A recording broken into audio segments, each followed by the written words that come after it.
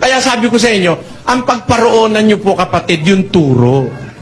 Ang suriin yung turo, hindi yung buti ng tao. Hindi ko kayo maililigtas ng kabutihan ko eh.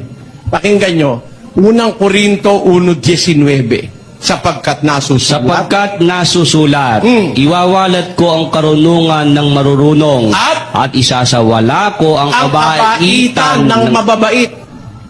Baliwala sa Diyos yung kabaitan mo pag mali ang aral mo. Napakabait mo nga.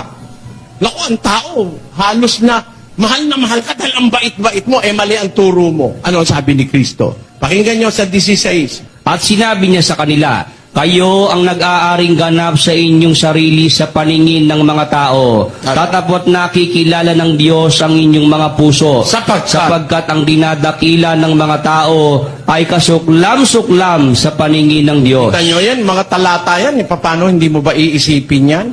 Dinadakila ka ng tao dahil napakabait mo. Mali ang aral mo. Kasuklam-suklam ka sa Diyos. Sabi ng Biblia, ang dinadakila ng tao, kasuklam-suklam sa Diyos. Itatakwil ko ang kabaitan ng mababait.